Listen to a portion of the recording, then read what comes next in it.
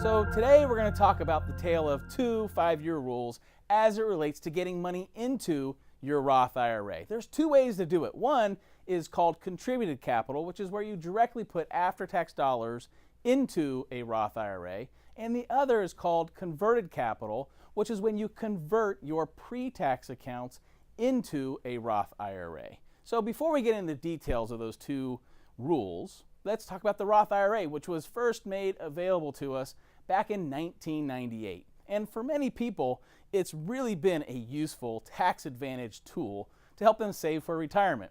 If you're unfamiliar with the Roth, here's how it works. You put money into the Roth on a post-tax basis, and if you follow the rules properly, any potential gains you realize from the investments in the account can be withdrawn out tax-free. Pretty cool, right? So, of course, I mentioned the rules, right? So Roth IRAs have certain stipulations associated with them to make sure that their tax-favored status isn't abused. In particular, there are the two rules that we talked about that are different 5-year rules that are attached to Roth accounts that you should be aware of.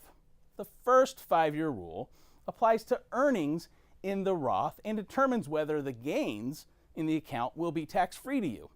The second applies to Roth conversions, like I mentioned before, and determines whether or not you can access your converted principal penalty-free. You need to be aware of both.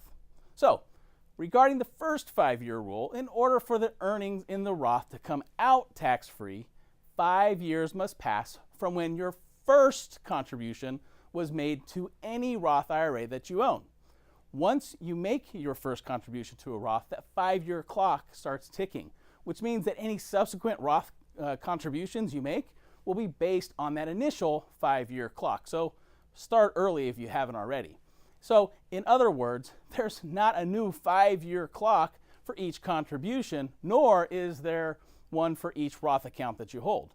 It's aggregated for all of them when determining this rule. Once the 5-year rule has been satisfied, it's been satisfied for good.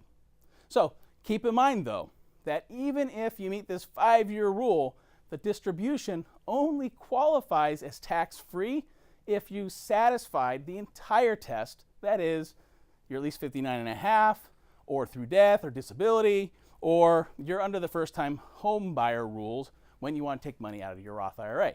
The second 5-year rule is associated with Roth conversions from pre-tax retirement accounts, and it dictates whether your withdrawals of the converted principal are treated as penalty-free or not.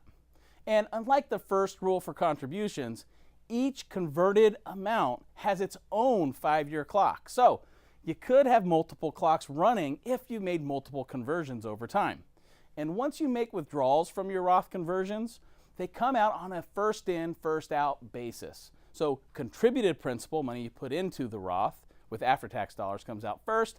Then your converted principal, those from your tax-deferred accounts, second, and then your earnings. But the cool thing is that once you reach age 59 and a half, this 5-year rule goes away because being over age 59 and a half itself is an exemption to the penalty. Bottom line here is that while Roth IRAs can be wonderful retirement saving tools for some people, they come with certain rules and restrictions that they just must be followed. If you get it wrong, you could wind up paying extra taxes and penalties. So don't try to do this stuff on your own. If you need any help, just give us a call. We're always here for you.